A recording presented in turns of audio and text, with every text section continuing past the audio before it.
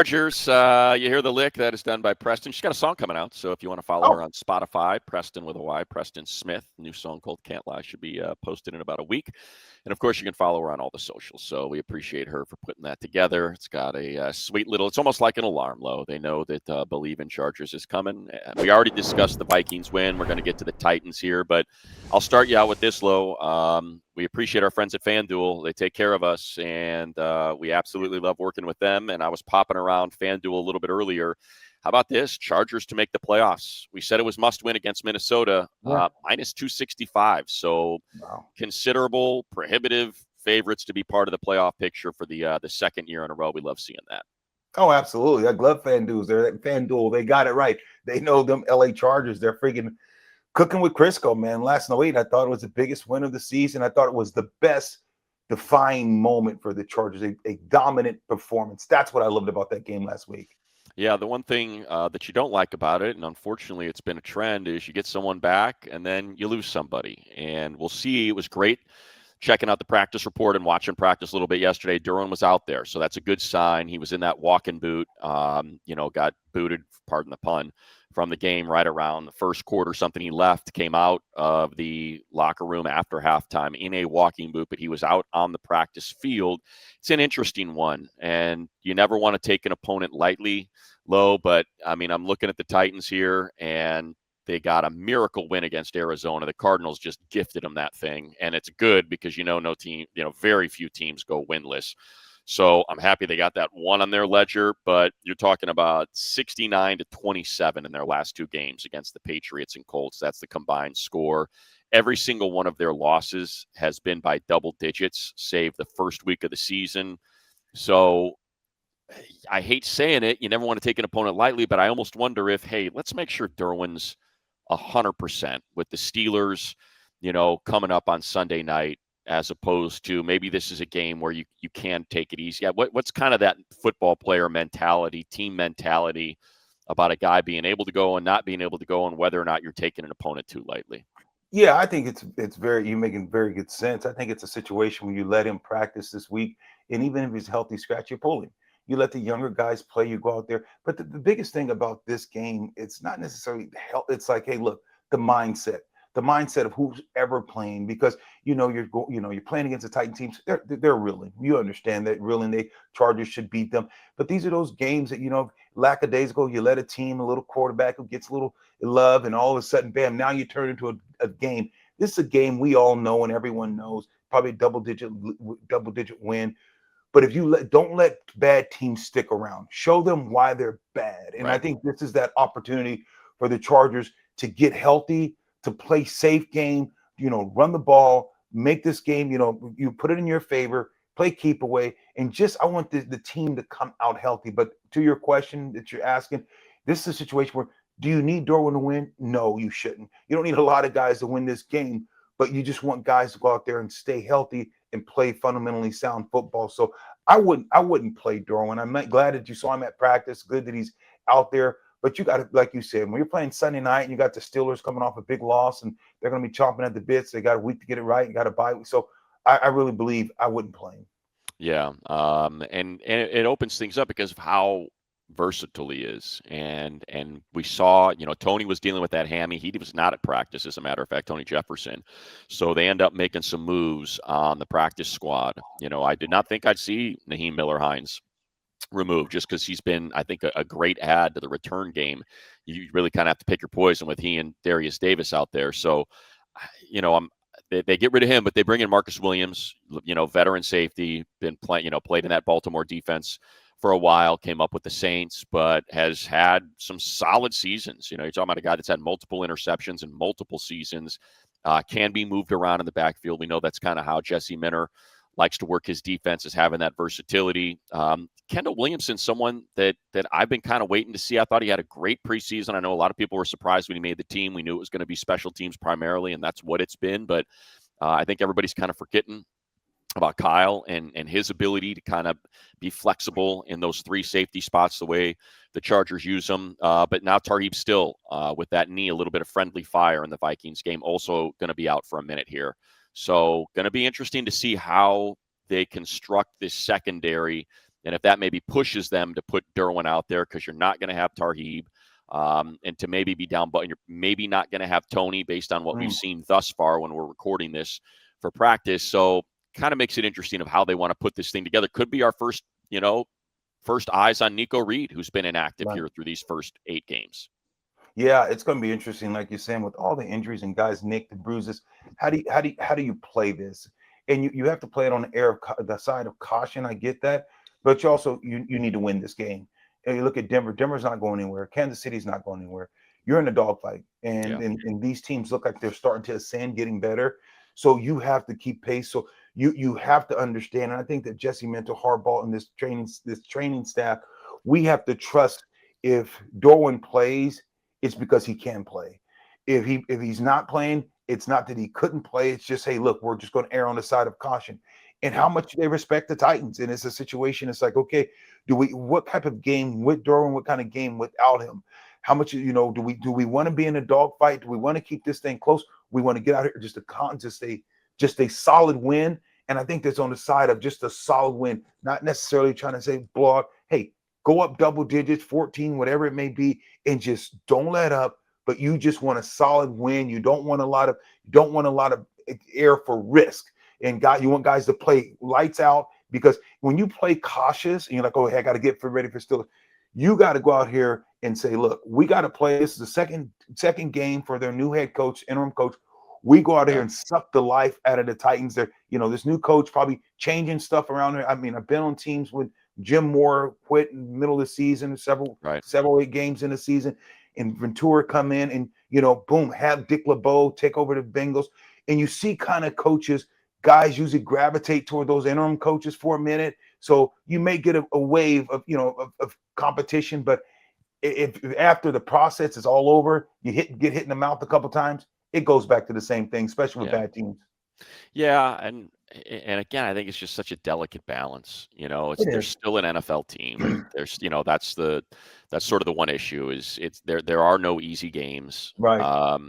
But and again, it's a Charger team that is dealing with injuries. No Deshaun Hand, he's on IR. Tito Abonia goes out. We know how much Mike Elston and Jesse Minter like to rotate those defensive linemen, and I'm just kind of pulling up the snap counts from last week, and they weren't really able to. Defensive tackle, you only had 4 guys out there. You had Caldwell, Tart, Aboigbe, and Naquan because Tito, was gone the week before. So they signed Kyle Pecco, another former Titan, and just to join the Titan crew, of Naquan Jones and Tier Tart and Elijah Molden and all them dudes.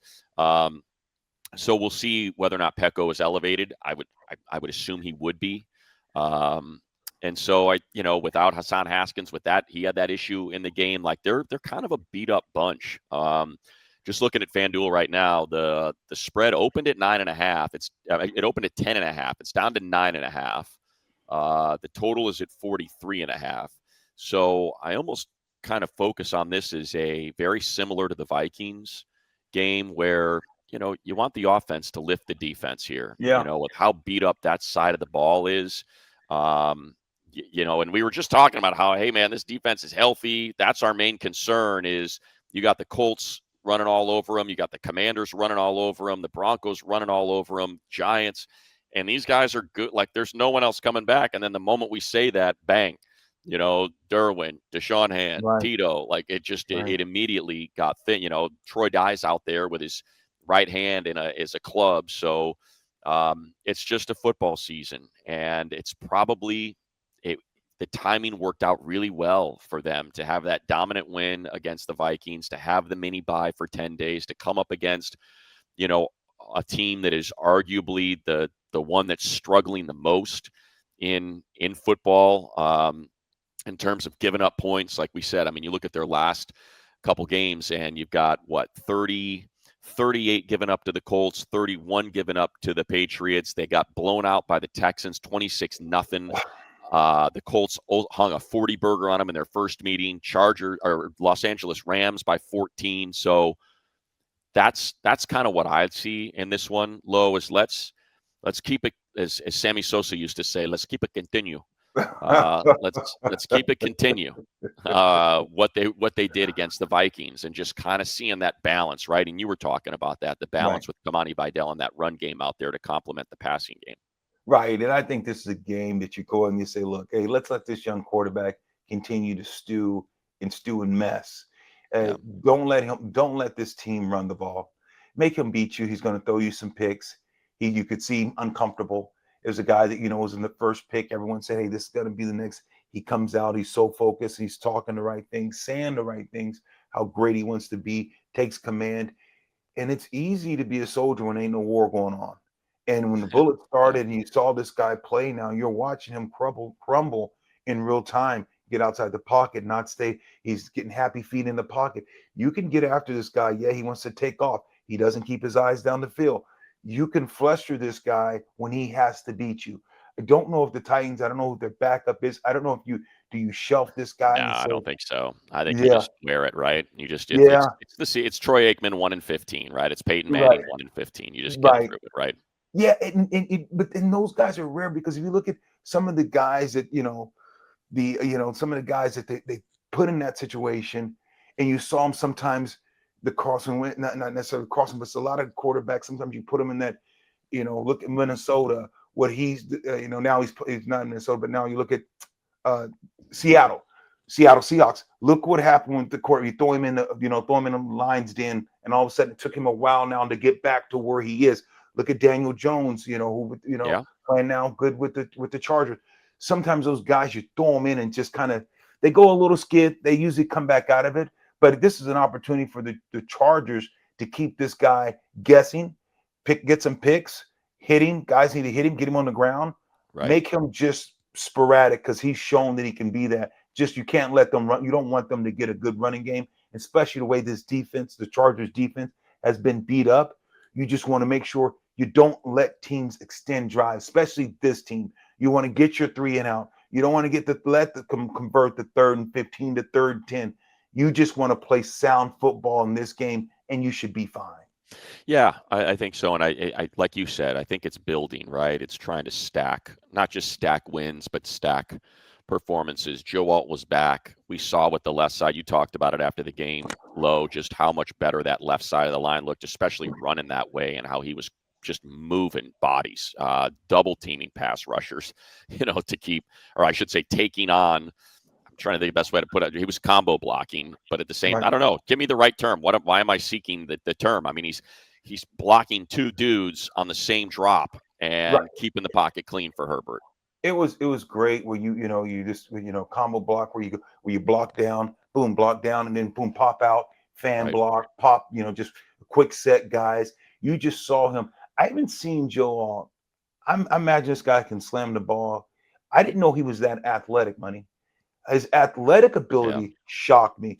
I was like, okay, here's a guy just big, tall, strong, put his arms on you, and now he's got the leverage.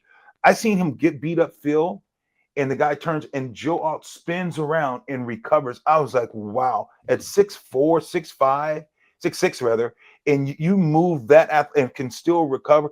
The guy has amazing feet for a big 300-pounder plus. Amazing feet. He's just an earth mover. Yeah. He plays with great leverage. He plays with great technique, and he's got a great get off. When he's run blocking, he will maul you. You watch him block on the first and second level. Boom. If he has to trade block, that's a tight end and tackle. Tight end and tackle, they're blocking together. That's trade. Tight end, T for tackle, Y for tight end, and they just tray up to the backer. You watch those guys hip to hip. He is a space mover, earth mover. The guy's an unbelievable blocker. Yeah, and it's not the edges. Now that you do have there's a couple players, you know how this is, Low, that just for whatever reason, man, they get after you, and they Yeah. may not get after anybody else. But Arden Key's one of those guys. He tends to play the Chargers really well. Maybe it's because he was a Raider for a minute, or I don't know what. But you got him out there. He's questionable. Jeffrey Simmons and Tavondre Sweat are the problem. It's the interior of this defensive line, and we know the interior of the Chargers' offensive line The has been an problem. issue. Mekhi Yeah. Becton's been in and out and in and out, and that's a problem. So, look, I always want to see the best go up against the best, but if you got a team that's 1-7 right now, and Jeffrey Simmons is like, I'm not 100%. I'm your franchise player on defense. He's one of the probably, I'd say, 10 best defensive players in the league. Maybe just let him get healthy. Maybe Yeah, let's not push him here. Let's not get Simmons out there because, man, he and Tavondre, they are as good. They're probably the best kind of knows, you're the best 3-5 technique you got out there, man. When those guys, or that's not even three, it's really a zero. Tavondre's a zero. It's like a 0 and a 3, and man, they are yeah, a problem when they're out there together. So that's the one thing to be concerned about is just that instant right, pressure right in right. in Herbert's lap. That's kind of what the issue was in a lot of these games where they've had problems is just the instant pressures. You can get away from the edges. He knows he feels good about his blind side because of Joe Alt. And I think in terms of Arden Key and Cody Barton, like it's not Barton, it's Key and I don't know who it would be. It'd be Key and yeah, I guess it would probably be Barton out there. It's Draymond Jones. There you go. Yeah, so it's those two guys on the edges.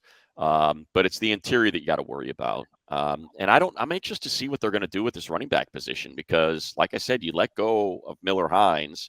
I don't know if maybe he's going to be coming back, but you go. There's only two active backs, and one of them was injured in the last game. It's Hassan and it's Haskins and Vidal.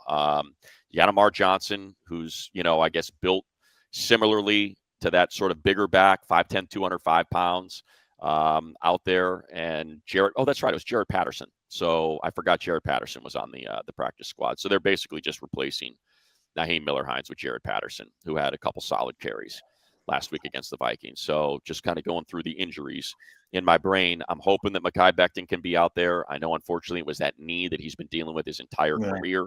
yeah. I thought Foster did okay filling in for him. So that's probably, if I have any concerns, it's that. It's what's the Well, interior of this line look like versus those two guys if they play. yeah, I think money. With all due, you have to be concerned about the interior, and because of the fact that you have so many guys up and down. Becton, you spend a lot of money, and unfortunately, he's been battling injuries this whole year. Yeah, It's his been whole very career. inconsistent. Yeah, his whole career, and now nothing's changed. He comes to the Chargers, put on a different uniform, and you can't get it out of him. And you start to get that stigma on you, and it's a reason why Philadelphia let him out of the building, and you start Yeah, to get that stigma and say, hey, this guy's injury prone. This guy's in, and when you have a guy like that, even though they're a great player when they're well, it's like, are you dependable? That's what the most of the thing you have to be there, and that's NFL. You have to. I can't make the club in the tub. You have to have guys that are going to be availability. Availability is everything. So the offensive line, look, it struggled. Between that guard and those two guards and tackle. It's at times it's a guys take turns breaking down in technique. So how do you get past that when you're playing against a Cincinnati team? Take some shots. I think you'll see the Chargers take some shots and try to get up on Tennessee early to yeah, try to say, okay, now those guys may say, I'm tapping out. You know what? This is a year's over. I'm not going to hurt myself. And guys play like that sometimes. You'll see even your superstars. It's like, okay, I'm checking out. I'm not playing. Okay, like you said, I'm a little injured. I'm a little nicked. Why not shelve those guys or use these guys as trading bait? So there's a lot of things that you have to consider as an organization, especially when the season's over. If you're not if in coach, it's going to be a new coaching staff. That it's gone, and players understand that they're gone. So some players are like, I'm not going to be a part of this. I'm not putting my name on this. So it's going to be interesting to see how these Tennessee Titan players play in this type of element, especially when the season is already gone, it's already lost. How do they play, especially if you can have a Charger team jump on them early and right. often? And I do want to see how this team can block and hold up and also run the ball. Yeah, and I think you just look at the game last week. The Colts just jumped on them right away, 17-7 at the half, and then 14-0. They outscored them in the third quarter and just cruised to that 38-14. Daniel Jones averaged nearly 10 yards per attempt. He was 21 of 29 for 272. It's a team that's already started trading. They traded Roger McQuarrie to the Rams.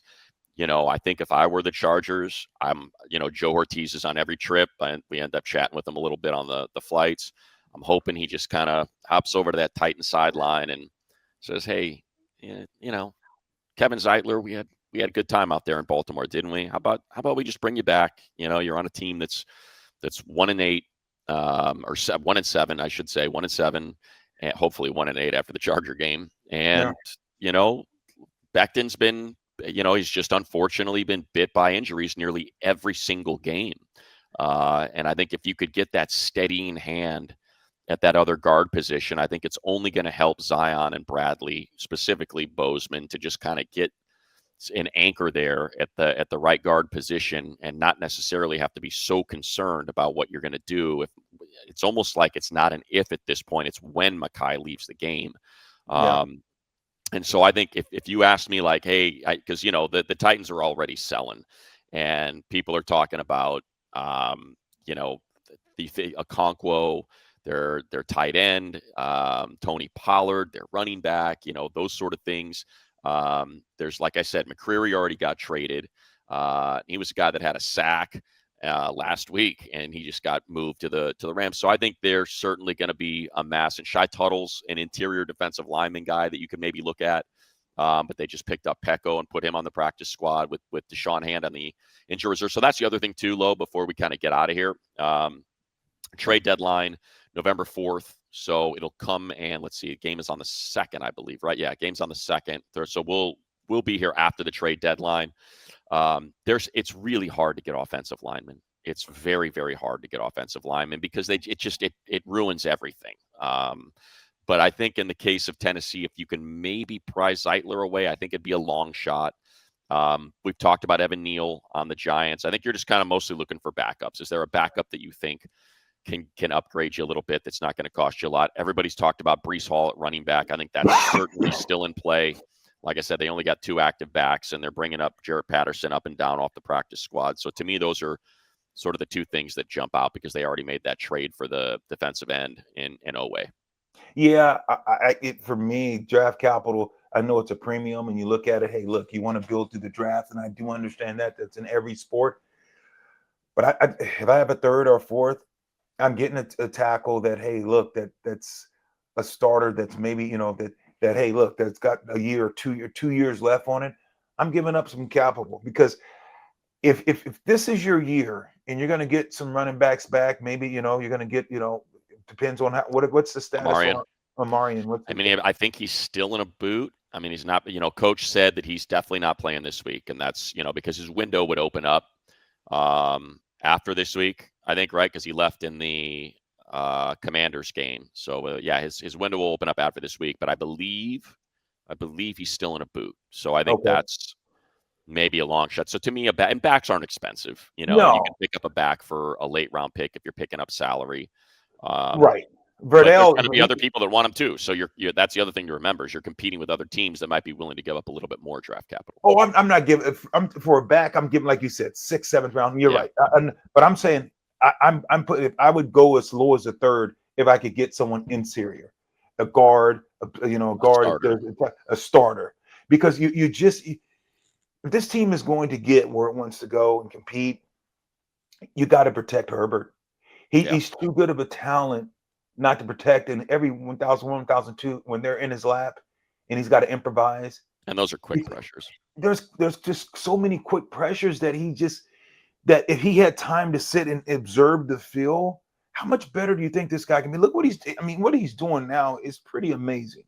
His ability to throw, run the ball, all the things that Herbert's. I love the kid, but if you gave him time, like the other elite quarterbacks, you give them time, they'll carve you up. Herbert will carve you up. He's a smart guy. He's very cerebral. He knows he is a student of the game, and we can't see his full potential because he's not protected. And that's the thing. There's guys coming open late, but he's got to, and he tries to keep his eyes downfield, but he's trying to get out of the pocket. McConkey is coming open. He's so hard to guard. All your guys are breaking free. If he just had that much more time, so I would put some more capital and think about a third or second if I could get a bona fide starter, because you can win. If your defense continues to play like we know the defense, even though they gave up, they were a sieve for a couple weeks. They kind of we've seen what this team can do defensively. Yeah. You have to protect You have to be able to get back to running like we can run the ball. But if you have a solid line, this team, I promise you, I'm not just being a homer because I tell it like it is.